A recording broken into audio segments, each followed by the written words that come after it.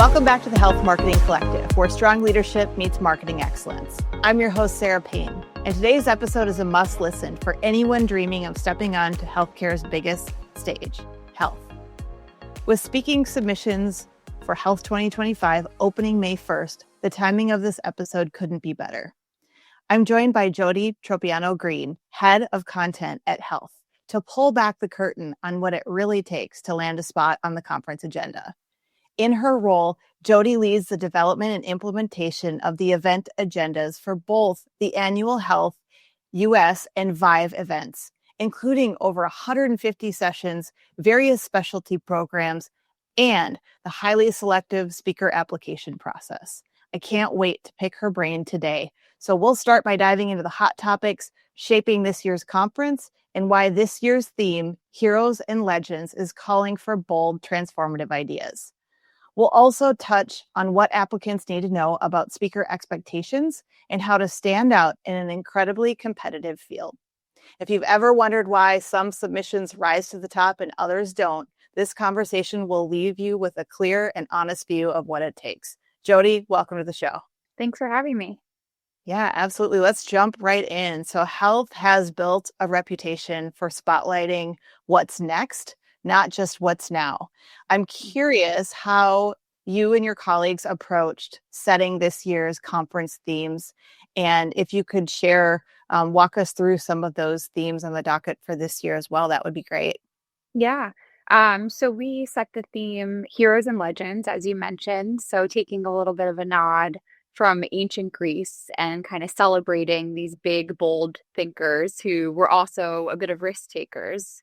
They went, outside of conventional wisdom. They were often kind of given the side eye or called crazy, but they persisted anyway. And they went on to, cement their names in the history books. So we're looking for those types of big, bold leaders this year.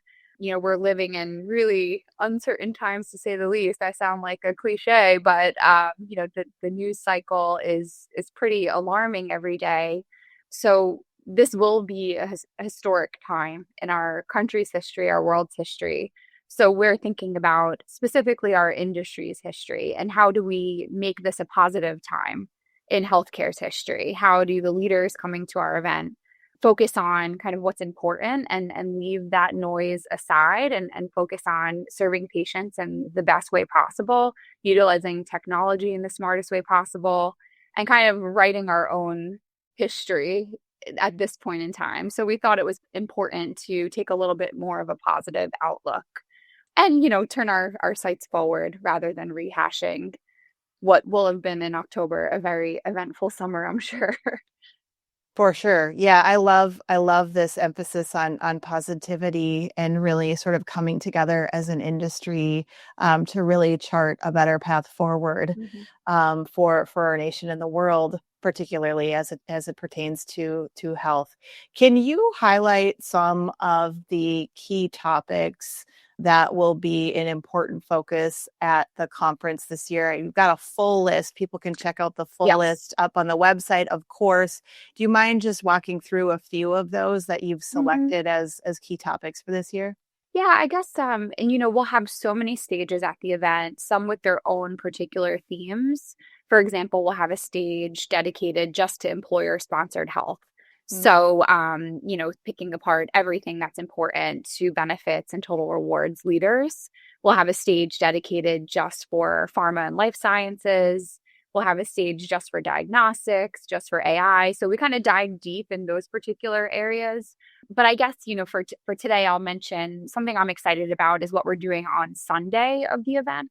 So Sunday is when the event kicks off. Our show floor isn't open yet. So it's really a content-focused day. We'll have several insights programs running on, some of the program rooms starting in the morning. Those are very popular, so definitely check them out. And then for our main agenda, we thought, why don't we focus on 3 core topics for Sunday and really go deep on those 3 core topics. So we picked cardiometabolic disease and GLP-1s being one of the topics. We picked caring for our aging population as the second, and then we picked women's health as the third. So we just felt there was a lot to say in those 3 areas. thinking about caring for the aging population in particular, we have a huge boom in the Medicare population right now. We don't necessarily have the infrastructure to care for them. We don't have the workforce to care for them. We don't quite know how we're going to pay for this booming aging population. There's a lot of question marks. And I think it's actually an opportunity for technology to step in and fill some of those gaps. Yeah. So that's what we want to highlight there.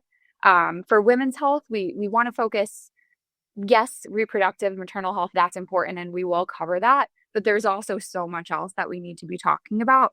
Why are women getting neurodegenerative diseases at a higher rate? Why do heart attacks present differently in women? These are a lot of questions that we actually don't quite have the answers for yet, but I think there's a lot of really smart leaders out there that will feature that are starting to kind of peel away that onion that is women's health.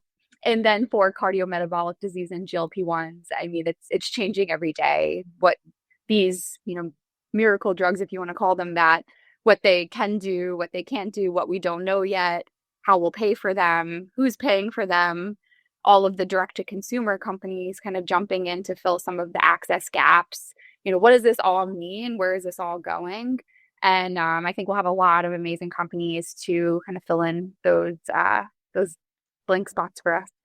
Absolutely. Well, kudos to you and your team for picking those three. I mean, huge, each of them huge topics and important topics in and of themselves. And all three have a very close linkage from a policy perspective as well. What's getting funded, what's getting coverages, that type of stuff. And so I think we'll continue to see in the coming months here, even between May and October, how this conversation is going to evolve on all three of those areas for sure. Yeah. We always have to leave a little room to be flexible based on what's happening between when we set the agenda topic to when October rolls around. We never want anything to be stale. So we do a good job with that, and we work with our speakers directly to make sure they can kind of weave as they need to as new things pop up. Love that for sure. Can you give us a sense, Jody, for what kinds of voices or new perspectives you're hoping to see emerge, and not just across those three themes for Sunday, but across the program as a whole for the conference? Are there any, from your perspective, maybe underrepresented voices or perspectives that you're really hoping to see on the stage this year? Yeah. I think one group in particular that I'm looking for, if anyone's out there that falls in this group, definitely apply to speak. But some angry ex-government officials, I think they will have quite a lot to say. A lot of times when they are in that official role, there's a huge laundry list of things that they are just not allowed to say on stages like ours. But many of them are freshly out of those roles. Many of them are really upset on how things have kind of turned out in the last 100 days. So I'd like to feature their voices where they can be a lot more candid. And I think our attendees will get a lot of valuable insight from them. So that's one group. As far as the startup ecosystem, we get a really great number of applications within the startup ecosystem. I think a lot of them will be AI focused. So I'm curious to hear from companies that are just not touching AI, that have something else that they're working on that maybe is not in that kind of administrative AI bucket, which I think we'll see a lot of in the applications. Just something different. Yeah, I think you're mentioning these former government officials. I think your registration rate just spiked at the chance to maybe get to hear from some of those folks. So yeah, smart idea to run in and across the board, I just want people who are fired up. So whether they're an ex-government official, a founder, a clinician, like people who are just really fired up and they're ready to be really candid on our stage. Yeah, they're gonna say it like it is. They're gonna speak the hard truths that need to be said for sure. Are there any new session formats or programming changes that applicants or companies should be aware of in terms of new programming you're bringing to the conference this year? Yes, so quite a bit of new things this year. We're really, just like we're saying, we're writing the next chapter in health history. I think we're writing the next chapter in HLTH Health's next history too. So we've traditionally done our main agenda sessions as panels, a lot of panel discussions. We've kind of shied away from doing many presentations on the main stages. But this year we kind of realized people are sick of the same old panels over and over again and just a bunch of talking heads, not really, making any major point up there for 40, 45 minutes. So we're trying to just shake it up a little bit. They may look like a panel optically, but there's a different angle to a lot of our formats this year. So for example, we're doing a type of format called the challenge arena is what we're calling it. So we'll have the ability for attendees ahead of the event to submit specific challenges that they're having in their day-to-day. And it could be from any type of position within the healthcare ecosystem, just something that they're facing that they'd love to hear an expert opinion on how to solve that challenge.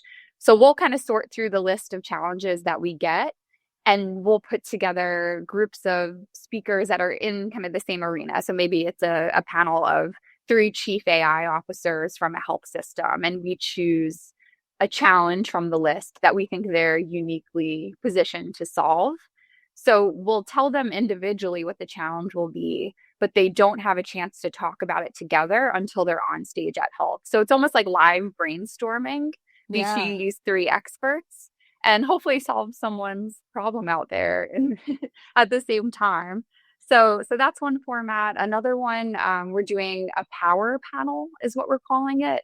And this is where we'll pose kind of an existential question of some sort, like just a big general problem that we're having in the industry, or maybe a debate-like question. So say we're talking about direct-to-consumer GLP-1s that we mentioned before, and we pose the question, like, is this harmful or helpful? Is this solving an access problem? Is it reducing costs? Or is it opening up a whole other can of worms of problems?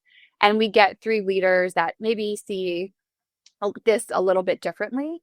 So it's not necessarily a debate. They'll each have a chance to kind of answer the question at the very start of the session. So each would go up, they'll have, let's say, 3 minutes each to give their answer to this question. And then they sit down together and they talk through it. They say, well, I think you were right here. You're wrong there. I love your idea here. Let's expand upon that a bit. So let's cut through the BS and get right to the point of the conversation at the very beginning of the session. That's the point of the power panel. I can go on. There's many more, but they're all on our website. We have descriptions of each of these formats. Yeah, I love the creativity and innovation you guys are bringing to these new session formats. I think it's going to help keep the event very dynamic and engaging for attendees. So kudos to you all for getting creative and bringing new things to the table. Let's talk more about the speaker submissions. I've heard you say that submissions should reflect the speaker's authentic voice and not be an over-polished corporate narrative. What does that look like, right? Like, I think we can look at that and say, yeah, okay, an authentic voice. What does that actually look like in practice, and how can submitters make sure that their authenticity is coming through, Jody? Yeah, I mean, I think all too often we'll read through applications. There's one question we ask every year, like, what makes you unique? Why are you different than any other person in a similar role to you at another company? Why should we pick you? And so many times the answer to that question will be what their company does rather than what they do and their unique perspective. So, I mean, that's a surefire way for us to just kind of move on to the next application. Because it tells us that on stage you would just pitch your company rather than your own unique voice on whatever topic we land on. Yeah, and I think also bringing in the entirety of your experience rather than what you're doing at this very moment. Great point. What did you do before this? What was your first job in healthcare that you learned a lot from? Like, we kind of want that whole holistic, perspective on that person and how all of their different roles has led to their current opinion. And I think people with really unique backgrounds from outside of healthcare are interesting too. We love that. Like, if someone was in the fintech world for forever and they now feel like they can solve healthcare payments because of their experience in that other industry. I mean, that's a tall problem to solve, but you know what I mean. Yeah. No, this is really great advice. And I think, people mean well, right? And in applying for these things, but sometimes there may be an inadvertent, oh, they want my bio, an inadvertent copy paste because someone's busy, not because they're, trying to be inauthentic. But this is just really great advice for people Yeah. to make sure that their submission stands out. Also, I think you don't need to write everything that comes to mind. Like you can be really brief in your answers, but just really to the point.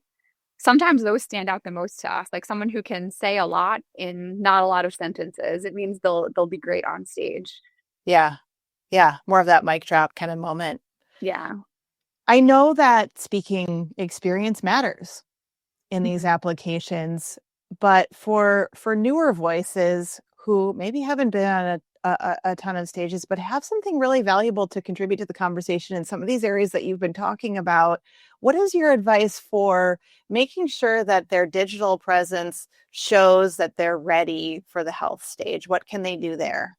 Yeah, I mean, I think LinkedIn is such a great tool for that. That's probably the first place that we go after we read through someone's application.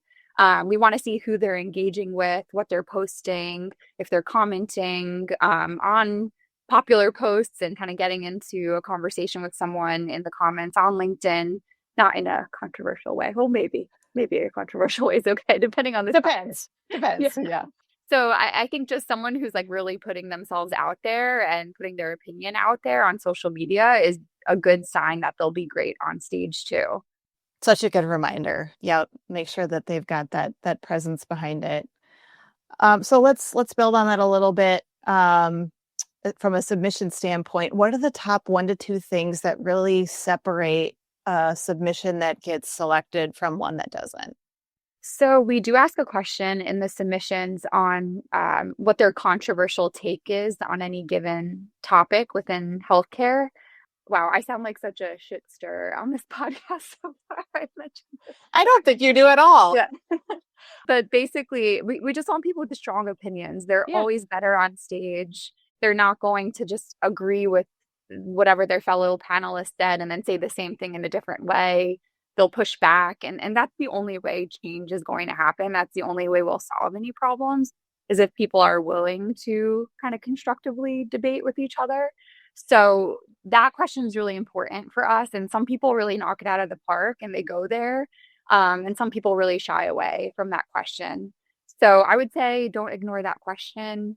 Think about it, and we won't share your answer with anyone. So you can be as controversial as you'd like. Love it.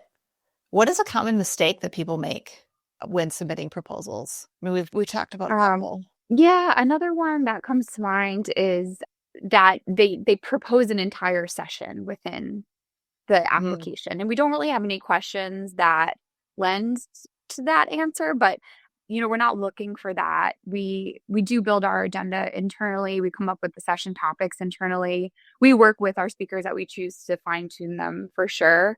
But it would be too many cooks in the kitchen if we were taking all of these full panel suggestions. So I would say just focus on bigger topic buckets. Don't try to pitch an individual session. I know that solution providers and vendors often face a tougher path to getting on the stage, and I think most people understand that. What's your advice to them? Some will make it on stage, but for those who don't, are there other avenues that they should be exploring if they want to have a presence at health? Yeah, it's a great point. I mean, it's just how it is. I think if you're going to an event, you likely don't want to listen to strictly solution providers. Some of them are wonderful. We will definitely have a lot of them speaking, but we want to make sure that most of our speakers are coming from, the health systems, the payers, the pharmaceutical manufacturers, the heads of benefits. The people really driving a lot of this forward that are partnering with a lot of these solution providers. So, maybe there's less real estate to go around for these solution providers on the program. So I would say don't sleep on the sponsored specialty program opportunities. We have so many of them. They're so wonderful and they're really meant for you to showcase what your company is building. So, if I know it's a budget issue for some companies, but our sponsorship team is wonderful and will work with any company in their budget. But I would say, don't have the mentality, if I'm not chosen to speak, I'm not going to engage with this event at all. We have so much else going on for you to maximize your experience at the event through our meeting programs, the specialty programs, even just being there and networking, I think is so valuable. Yeah, I appreciate the accessibility factor there, that there's many different avenues for getting the most out of a health conference for your company. And you've also mentioned that past investment in the health community, whether that's demonstrated through attending, sponsoring, exhibiting, it matters. And I appreciate you being candid about that. People want to know. You said it isn't always going to be a leading factor, but if two people on paper are, look the same, Mm-hmm. you're going to go in the direction of someone who's demonstrated an investment. Can you tell us a little bit more about why that's important and your overall perspective on that? Yeah, and I do want to make it clear we are not pay to play on our main program. That is something that we are very proud of. So we don't waver on that. We're like church and state with speaking and sponsorships. I don't know who our title sponsors are at this point. So I'm really choosing this based on merit. Yeah. But like you mentioned, if we are looking at one spot on a panel and there are two companies that we're deciding between, both are amazing. We could go in either direction and it would be a win in either direction. We do look and see their historical engagement with the event. Have they been attending for many years? Have they been sponsoring before? Do they see a value in our event? And we'll nod on the side of the company that's been supporting us, because at the end of the day, like we want to support companies that are supporting us. And I think hopefully that's reasonable. I believe it is, and it makes sense. I mean, you're this is a community, right? It is an event, but it's also a community, and you want people who've been in the community and Yes. understand the evolving Yes. conversation that has happened over time, right? So that they understand the perspective of how do we level this up and make it new, right? And Yes. actually drive a conversation forward. So that totally makes sense. We also talked about how, maybe about half of the earned speaking slots come from this call for submissions, the open submissions that open May 1st. For somebody who might get a no this year because you are getting hundreds of Thousands. submissions, Yeah. thousands. Thank you for the Yeah. correction there. I believe it. Thousands of submissions. If someone gets a no this year, what is your advice for coming back even stronger next year? Again, you've given so much great advice so far. Anything else you would add? Yeah, I would encourage them to still attend. I would encourage anyone interested in speaking to register to attend now. The ticket prices are much lower than what they will be once we respond to all the speaker applications, and we will refund your ticket if you're chosen to speak, since speakers do get a complimentary pass. So I would say attend, go to the sessions, jot down what some of these amazing speakers are doing that you like and try to emulate that, maybe talk to them, and then maybe even reference that in your application for next year. And it just shows that you're really taking this seriously. And we love giving new people a chance on stage. Like, we love to be the place that creates these new thought leaders that everyone is inviting to their events then. So, it's nothing against anyone personally. It pains me so much to decline applications. It's the worst part of this job by far, because everyone is building such incredible things out there and there's so Yeah, much passion, just not enough days or real estate on the agenda to go around. absolutely. And it's a huge event already, right? Even if you were to say double your footprint, which I'm not saying you need to, but you'd still have to decline people because you've Yeah. got thousands of submissions. Hmm. Um, And I, I will mention too to check out our health community, which is our year-round platform. We host roundtables on there, webinars on there. So there are opportunities yes, to engage with us year-round past just the event. such a great reminder. Okay, I'm asking a hypothetical question, which I realize isn't really hypothetical because you are actually sitting in the position to select these speakers and design these panels. But let's just say all the stars align, Jody, and you could design your absolute dream panel for Health 2025. What conversation would you love to see happen on stage? And you kind of already showed us one, which is these former government officials that are willing to speak some hard truths up on the stage. Anything else come to mind? Yeah, I mean, Atul Gawande is top of my list for this year. I feel like he is someone we've always wanted to speak, and I think this year of any year he will have a lot to say. So he's up there for me. And then Oprah Winfrey in conversation with Michelle Obama. That would be Ooh. Incredible. Again, yeah, you land that one, your registrations are going to go through the Yes, roof. I'm working on it. So that's a big one. I actually we're trying to do, and I won't name company names for this, but I hope it comes to fruition. We're trying to do the series of fireside chats that we're calling these Frenemy sessions this year.